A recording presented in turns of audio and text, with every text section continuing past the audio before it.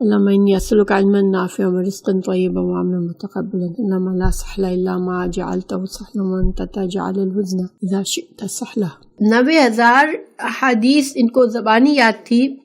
کم از کم، اور ان کے اس طرح سے یاد تھی کہ ان کی اسناد اور ان کے راویوں کا علم الرجال کہتے ہیں، ٹھیک ہے، راویوں کا علم جو ہوتا ہے اس کو علم الرجال کہتے ہیں۔ تو راویوں کی عدالت، راویوں کا صدق، ان کی صفات، ان کا علم، ان کا طرز معاشرت، ان کی کب پیدا ہوئے، کب وفات ہوئی، کن سے انہوں نے سیکھا، کن سے ملاقات کی، کس علاقے کے ہیں، یہ ساری باتیں ان کو یاد تھی۔ اور یہی وجہ ہے کہ امام بخاری نہ صرف حدیث کے عالم تھے بلکہ علم الرجال کے بھی عالم تھے۔ اور حدیث کے علم میں یہ ضروری ہوتا ہے، جس انسان کو جتنا زیادہ راویوں کے بارے میں پتہ ہوتا ہے اتنا زیادہ وہ صحیح احادیث کی پہچان کر سکتا ہے۔ تو امام بخاری کی یہ ایک اور خصوصیت تھی کہ وہ علم الرجال میں ان کی بڑی مہارت تھی کہ وہ کسی بھی راوی کے پوری باتیں ان کو فوراً سے پتہ چل جاتی تھی۔ دوسرا یہ تھا کہ بعض اوقات حدیث کی سند میں ایسا عیب آ جاتا ہے جو عام علماء کو نہیں پتہ چلتا، کہ جیسے اگر میں آپ کو مثال دے رہی ہوں کہ جیسے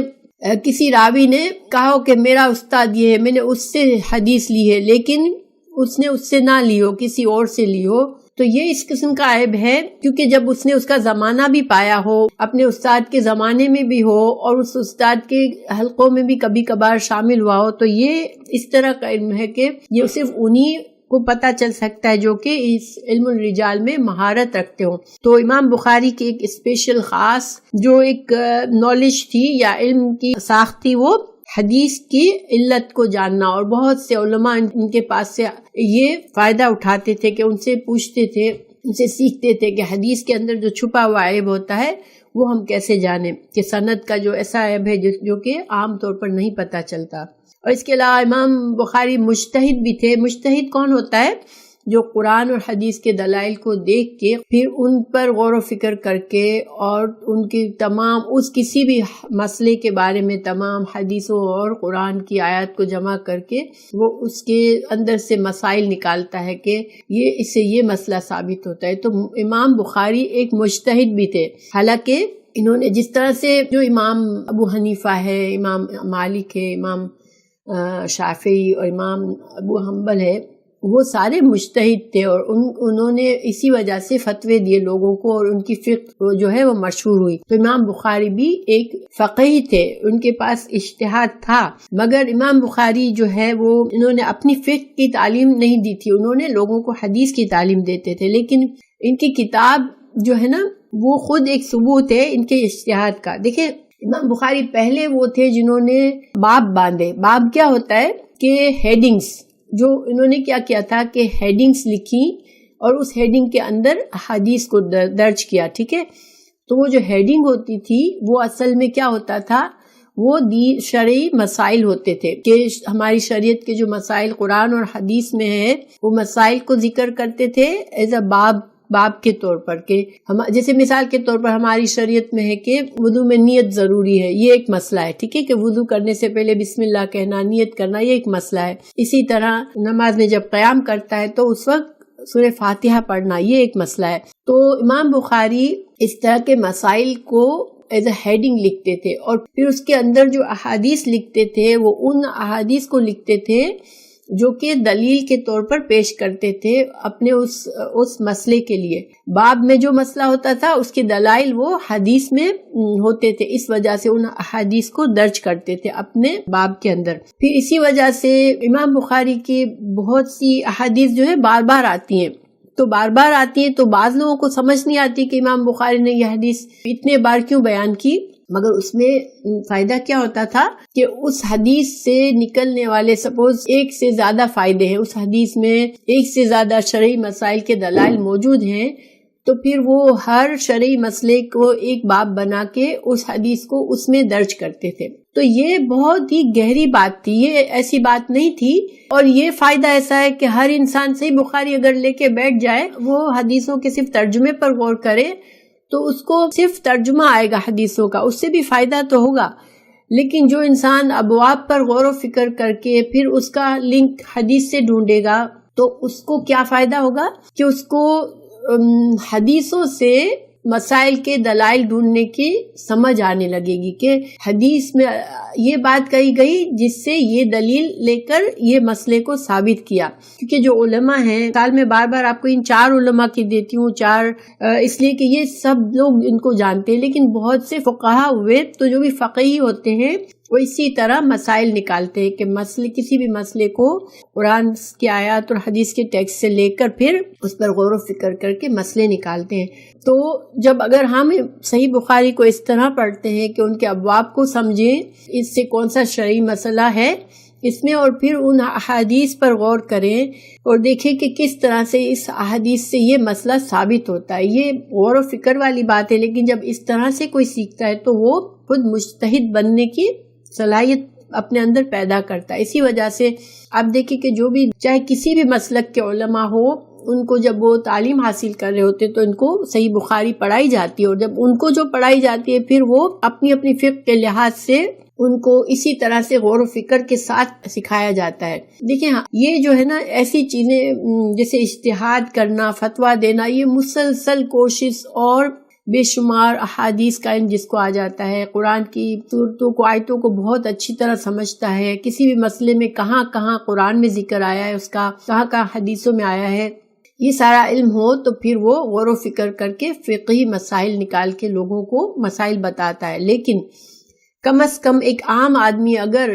ہم لوگ عام لوگ ہیں، ہم لوگ علماء نہیں ہیں لیکن اگر ہم اس طرح پڑھتے ہیں کہ ہم ابواب کا احادیث سے غور و فکر کر کے تعلق ڈھونڈتے ہیں، اور جس طرح سے صحیح بخاری کا صحیح حق ہے اس طرح سے انشاءاللہ ہم پڑھیں گے تو ہمارے اندر اتنی گہری سمجھ تو آ جائے گی کہ ہم کسی بھی مسئلے کو کے دلیل کو سمجھ پائیں گے انشاءاللہ. آج اس علم کی بہت ضرورت ہے. کیونکہ ایک تو بچپن سے ہر مسلمان کو علم نہیں دیا گیا، جس طرح سے سکھانا چاہیے اس طرح نہیں سکھایا گیا، بہت کم لوگوں کو سکھایا. اب زندگی کے کسی دور میں انسان کے دل میں خواہش آتی ہے کہ میں دین کو صحیح طرح سے سیکھوں،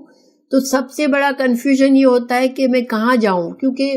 اتنا اختلاف ہے لوگوں کے اندر، اور اتنا زیادہ یعنی کہ کھچاؤ اور تناؤ اور اختلاف بھی بہت ہی شدت سے کیا جاتا ہے ایک دوسرے کی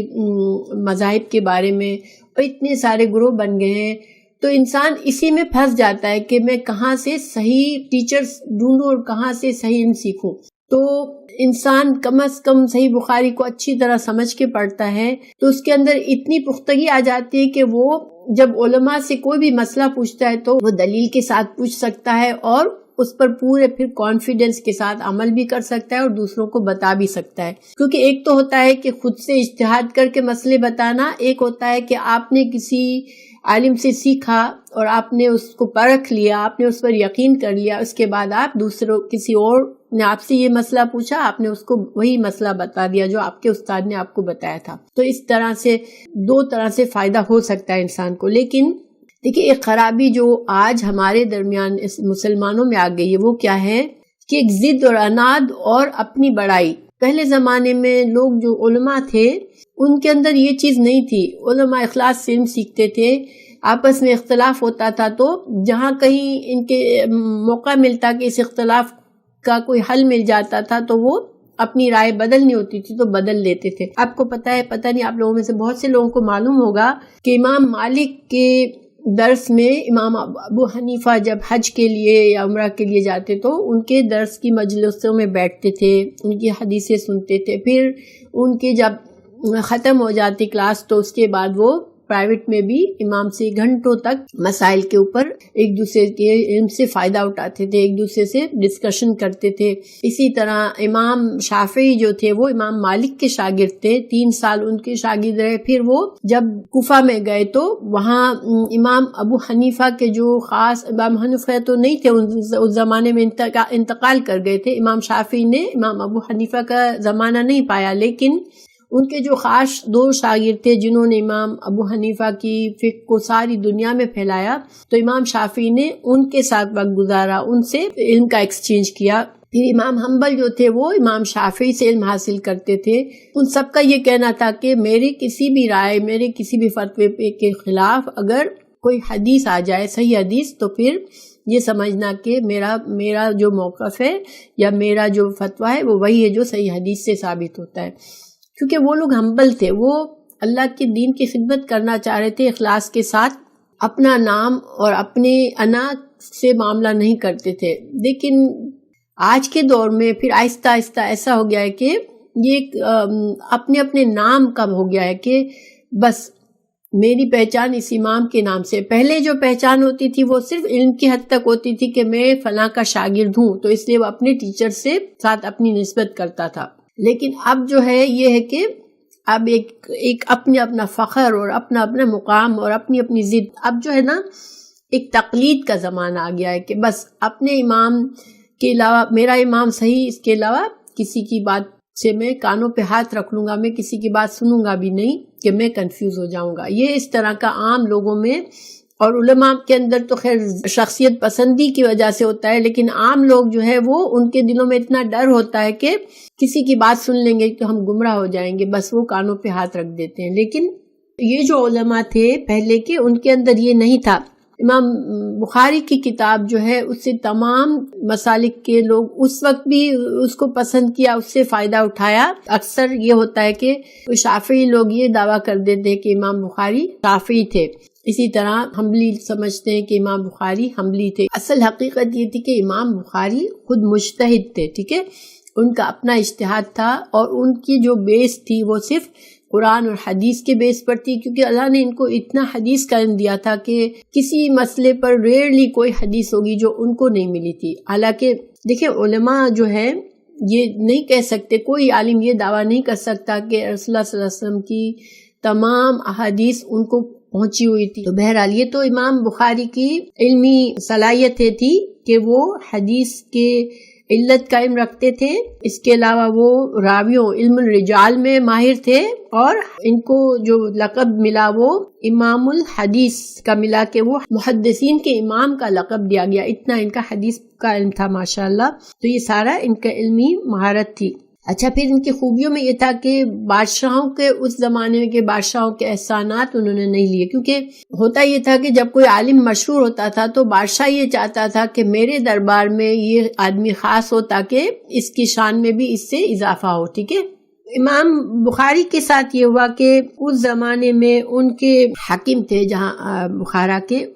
اس نے ان سے کہا کہ میرے دربار میں آ کے مجھے اور میرے بچوں کو تعلیم دو تم حدیث کی. امام بخاری نے کہا کہ میرا علم جو ہے وہ خاص اور عام سب کے لیے ہے، میں آپ کے دربار میں آ کے آپ کے جو دربار میں جو لوگ ہوتے ہیں جو بادشاہوں کی چاپلوسی کرتے رہتے ہیں، تو امام بخاری نے کہا کہ میں ان میں شامل نہیں ہونا چاہتا ہوں. ایک بار وہ لکھ رہے تھے تو لونڈی کے ٹھوکر سے ان کی انک جو تھی وہ گر گئی اور وہ پیپرز پہ آ گئی. تو انہوں نے لونڈی پر